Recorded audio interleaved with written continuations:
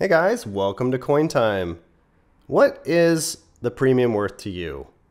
Now, there's silver spot price, gold spot price, and then there's a premium.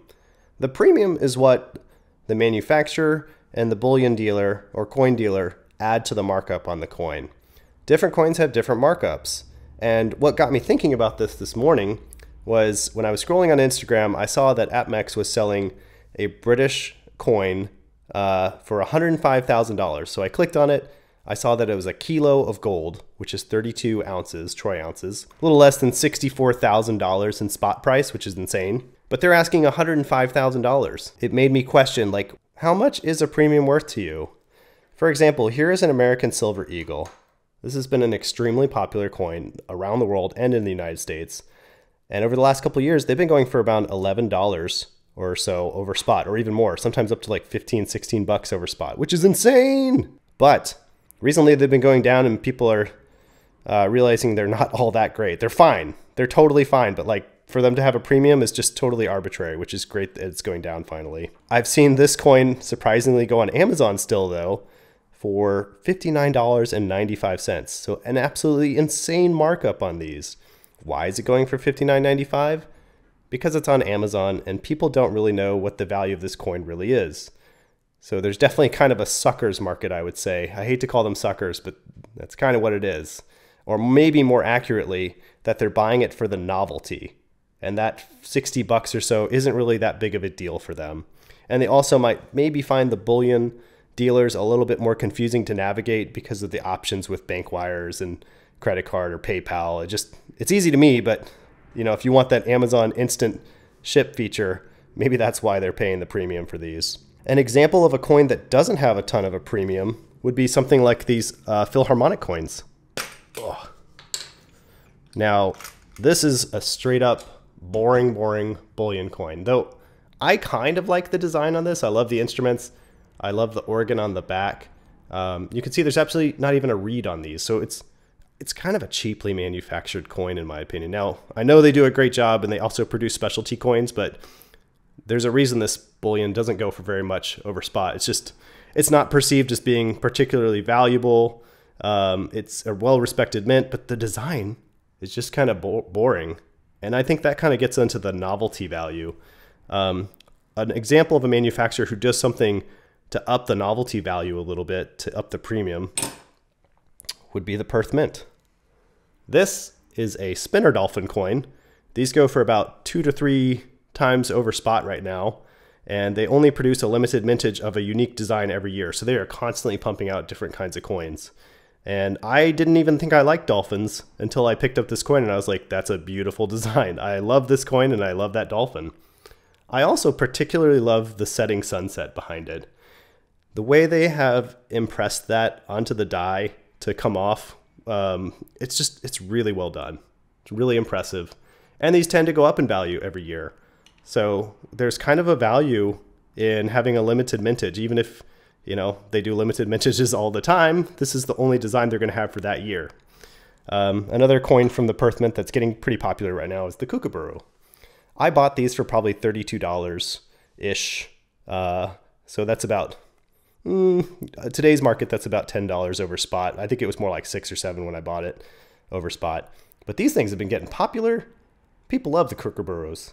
And so I bought 10 of these because I felt like over time these actually might be worth more. And so far it looks like they're still about $32, $33. So while the price total hasn't changed, what has changed is that silver's worth less now and these premiums have stayed the same. So I think this is on track to be worth more if silver actually goes up. Novelty. We're talking about novelty. So if you go on APMEX, they sell a 007 coin, a bar. I think it's a bar, actually, maybe not a coin. It's going for $73.88. It's absolutely insane. Absolutely insane. But if you love 007, you might be willing to pay it. Or for even more people, if you like Star Wars, there's a Beskar bar that's been extraordinarily popular. Those are selling for $34.87 on APMEX. And, you know, I mean, the spot price of silver is $23.67, so that's $10 plus more. And people just pay it because they love Star Wars. And it gets to the point where it's like the premium matters, but it doesn't really matter when you absolutely just love the history of something. So when I buy my coins, I try to find a balance of what I absolutely love and then what I feel like still is justifiable for the silver price. If I couldn't sell it for a profit, would I still be okay with it? An example of that would be the Simpsons coins. I love the Simpsons. It holds a special part in my heart from the 90s. And I think I bought this for about 10 over spot probably a couple years ago. These have gone up in value quite a bit, 2 to 3 times that value. I think the reason is simply because there aren't a lot of Simpsons coins. And when these things first come out, I just don't think the perception is there that they're going to be worth more. You just don't really know. But I would have been okay with it if the price didn't even go up that much because I love the Simpsons so much that I love collecting it. So it kind of becomes this weird mixture between a collector's item and an investment. And for that, I'm willing to pay a little bit more of a premium just because I believe in the Simpsons so much. It's almost like a stock. I just believe in this brand and I love it. I just love it. Another great example of a really high premium coin would be this gold buffalo here. These gold buffaloes go for a lot. It's also an absolutely beautiful coin. I love the detail and the relief on the buffalo there. Can't really get enough of that. The weight and feel of it, 4/9 fine gold, is super nice. But these things go for about 100 over spot on average. Now, I bought this one when gold was like 2020, so it's pretty high. So this actually cost me like 21.37, I think. So I got boned as soon as gold went down. But I figure if I hold on to it for a few decades, gold will definitely be up by that time. So I'm not super concerned. If I did have to sell it, I'd sell it at a slight loss. But there's also kind of a joy I get out of like checking out my collection and looking at these that's kind of worth it for me. Do I think the premium should be high on these? Not really. I think the premium's kind of overvalued in the same way that the American Silver Eagle also had a stupidly high premium. It just didn't make any sense. They're beautiful coins, but there's really nothing special. There's nothing limited about these that really justifies that premium for it, other than it's just an awesome, beautiful coin. So another kind of value you could ascribe to certain things would be the quality and craftsmanship of the mint. So I just ordered a few coins from the Royal Australian Mint for about 32 bucks total. And the reason I got them was because I absolutely love the design on them. I got the penguin and the humpback whale model. And while they were more expensive, I think they're going to be a limited edition of like 25,000 each. And I just love the design on them so much that I was willing to pay more for it because I valued it as a collector's item.